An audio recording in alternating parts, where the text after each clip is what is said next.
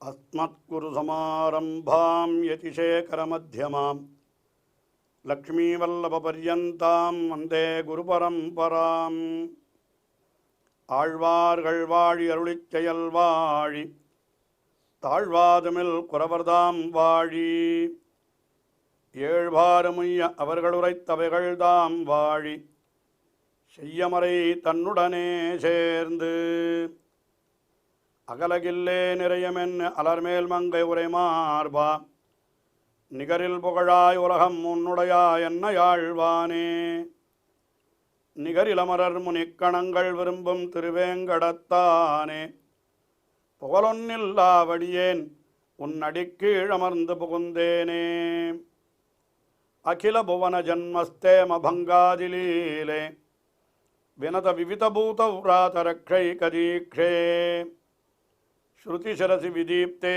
பிரம்மணி ஸ்ரீனிவாசே பவது மம பரஸ்மின் சேமுழி பக்திரூபா. முகுந்தமாலை என்கிற ஸ்தோத்திரத்திலே குலசேகரர் எம்பெருமானை பிரார்த்திக்கின்ற பொழுது என்ன பிரார்த்தித்தார்? எப்பொழுதும் அவனுடைய திருநாமங்களையே சொல்லிக் கொண்டிருக்க வேண்டும். பிரதிபதம் ஆலாபினம் குருமாம் முகுந்த என்று எப்பொழுதும் உன்னுடைய திருநாமத்தை ஸ்ரீவல்லபேதி வரதேதி தயாபரேதி என்று உன்னுடைய திருநாமங்களை ஸ்ரீவல்லபன் என்றும் உன்னுடைய திருநாமங்களை வரதன் என்றும் தயாபரன் என்றும் இப்படி சொல்லிக் கொண்டிருக்க வேண்டும் என்று அவனை பிரார்த்தித்தார். ஒரு விதத்திலே பார்த்தால் இந்த ஸ்லோகத்திலே கோயில் திருமலை பெருமாள் கோயில் என்கிற திவிதேசங்கள் ஸ்ரீவைஷ்ணவ சம்பிரதாயத்திலே மிக மிக முக்கியமான திவிதேசங்களாக சொல்லப்படுகின்றன. கோயில் என்கிறது திருவரங்கம் பெரிய கோவிலிலே எழுந்தருளிருக்கிற நிலை, திருமலை என்கிறது திருவேங்கட மலையிலே எழுந்தருளிருக்கிற நிலை, பெருமாள் கோயில் என்கிறது காஞ்சிபுரத்திலே இருக்கிற நிலை என்று பார்க்கிறோம். அதே போல் திருநாராயணபுரம் என்று அதுவும் ஒரு முக்கியமான திவ்யதேசமாக கொள்ளப்படுகிறது. இந்த திவ்யதேசங்கள் எல்லாம் கூட இந்த ஸ்தோத்திரத்திலே சொல்லப்படுகிறது என்று சொல்ல பக்த பிரியா என்கிறது ஒரு திவ்யதேசம் என்று அப்படி நாம் கொண்டு பார்ப்போமானால் பாருங்கள், முதல் ஸ்லோகத்திலே அவர் நாகசயனேதி என்று திருவரங்கனை சொன்னார், ஸ்ரீவல்லபேதி என்று ஸ்ரீனிவாசனை சொன்னார். ஸ்ரீவல்லபன் என்றாலும் ஸ்ரீனிவாசன் என்றாலும் ஒரே பொருள்தான். அது திருவேங்கடமலையிலே எழுந்தருளிருக்கிற நிலை அது.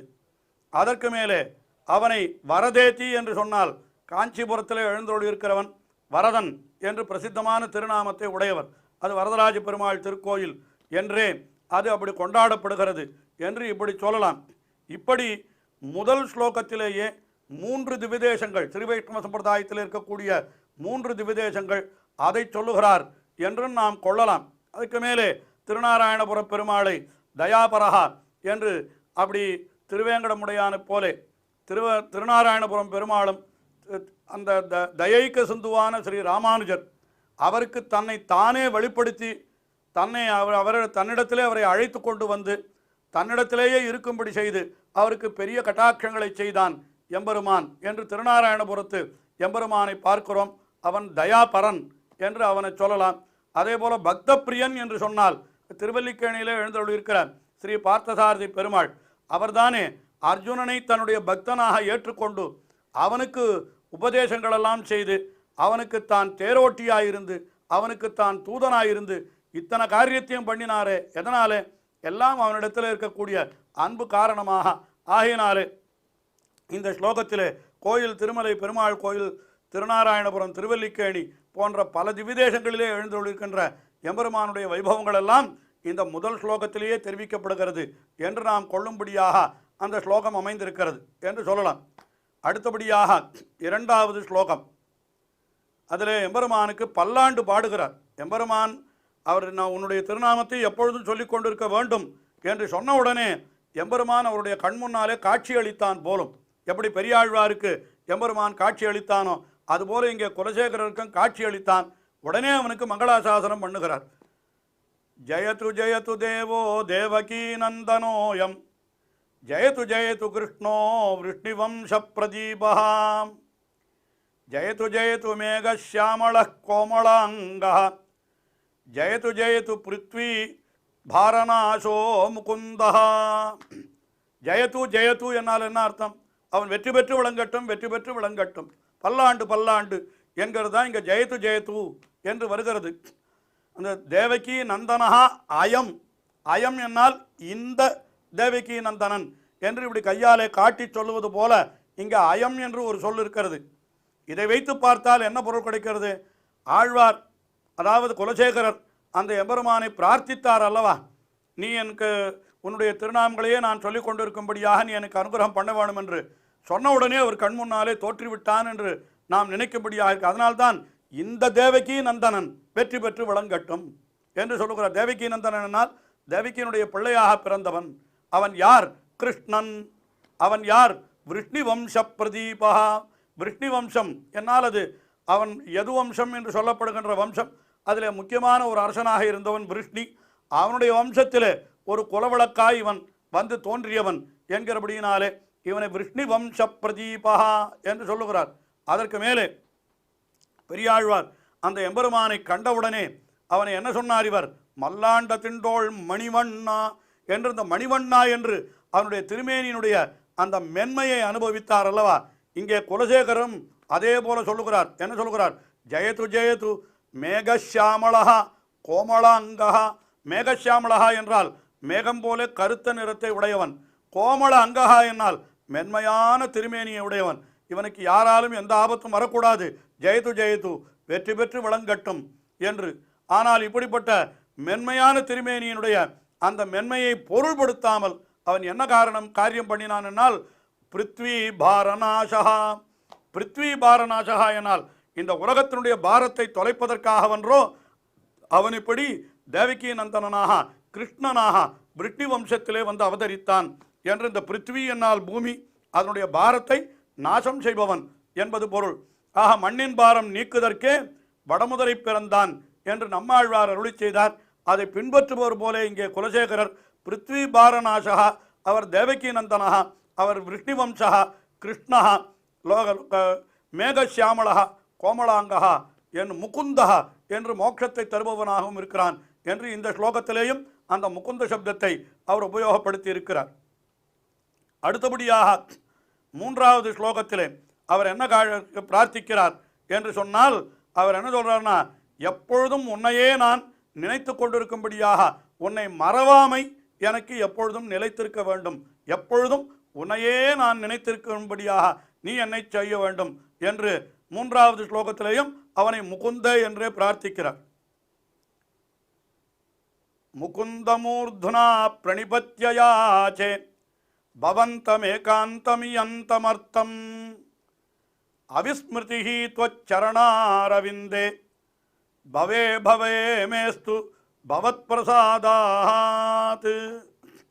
என்ன சொல்லுகிறார்? எம்பெருமானை பார்த்து, முகுந்த, ஏ முகுந்தனே, உன்னை மூர்துனா பிரணிபத்திய, தலையாலே வணங்கி உன்னை யாச்சிக்கிறேன், நான் யாச்சிக்கிறேன். என்ன வேண்டும் உமக்கு அப்படின்னா, பவந்தம் ஏகாந்தம், அத உன்னை ஏகாந்தம் இயந்தமர்த்தம் என்று சொல்றார்.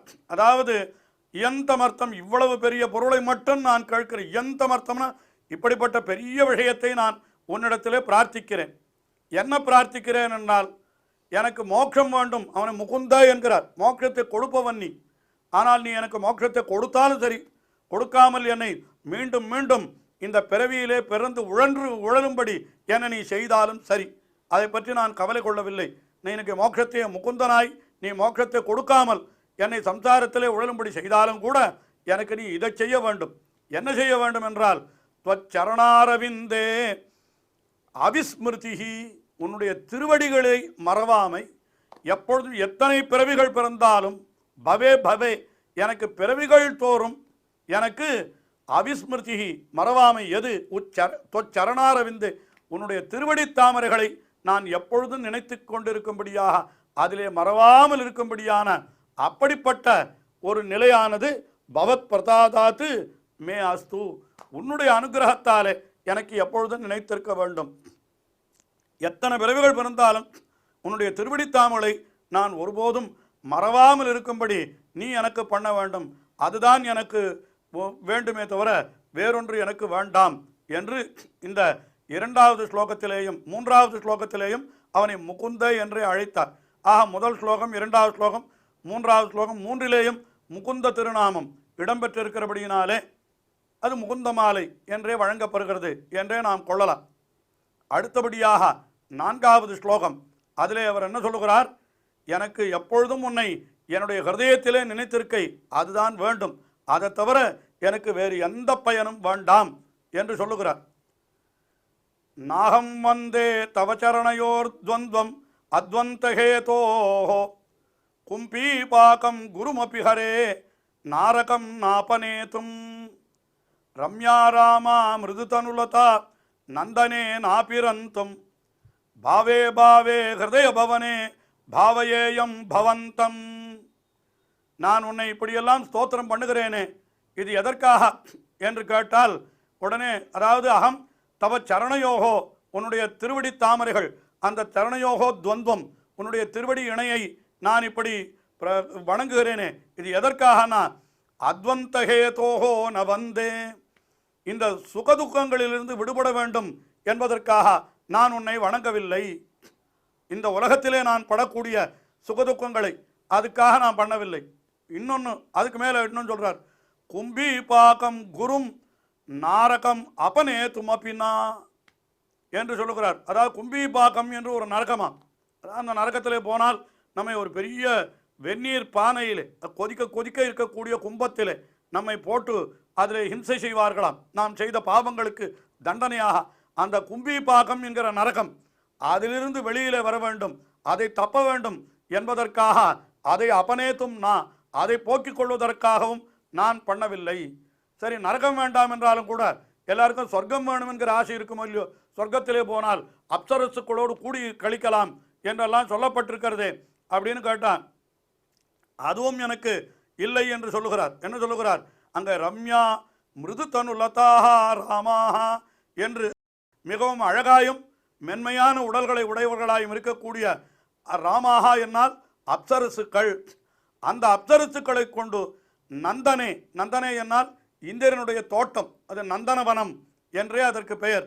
அங்கே நாபிரந்தும், அவர்களோடு கூடி கழிப்பதற்காகவும் உன்னை நான் ஸ்தோத்திரம் செய்யவில்லை. நான் அதாவது இந்த இவ்வுலக வாழ்க்கையிலே துன்பங்களை விடுவித்துக் கொள்வதற்காகவோ, அல்லது நரகத்திலே போய் துக்கங்களை அனுபவிக்காமல் இருப்பதற்காகவோ, அல்லது சொர்க்கத்திலே போய் அந்த அப்சரசுக்களோட கூடி கழித்து ஆனந்தத்தை அடைவதற்காகவோ உன்னை நான் துதிக்கவில்லை. பின்ன எதற்காக உன்னை நான் வணங்குகிறேன் என்று சொன்னால் சொல்லுகிறார், பாவே பாவே, ஒவ்வொரு பிறவியிலேயும் ஹிருதய பவனே, என்னுடைய ஹிருதயமாகிற மாளிகையில் பவந்தம் பாவையேயம், உன்னை எப்பொழுதும் என்னுடைய ஹிருதயத்திலேயே வைத்து கொண்டு, உன்னை நான் எப்பொழுதும் நெஞ்சிலே வைத்து கொண்டு அப்படியே கழித்திருக்க வேண்டும், ஆனந்தப்பட வேண்டும். எப்பொழுதும் என்னுடைய ஹிருதயத்திலே நீ வீற்றிருக்க வேண்டும்.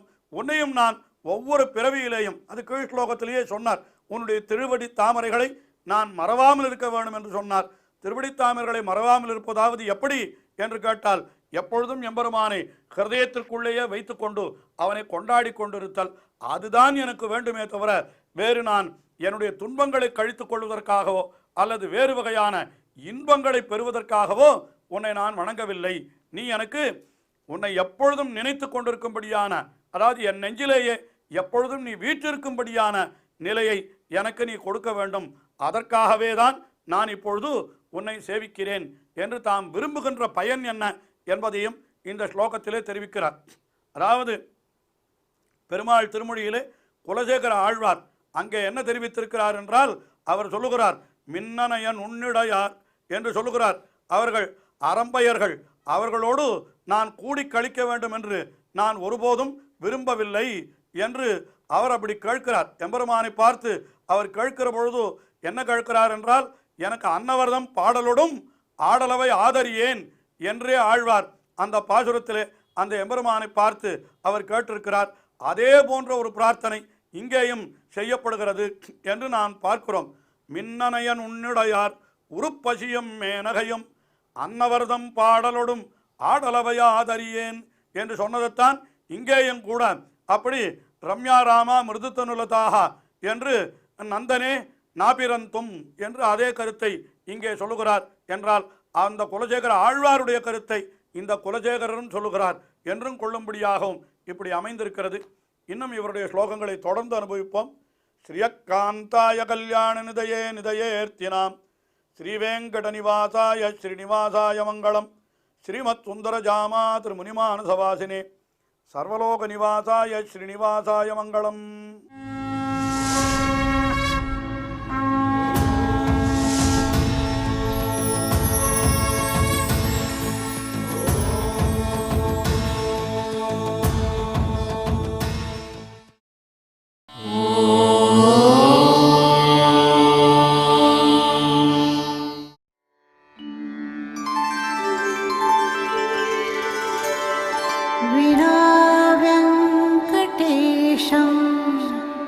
ननाथो ननाथः सदा वेङ्कटेशं स्मरामि स्मरामि.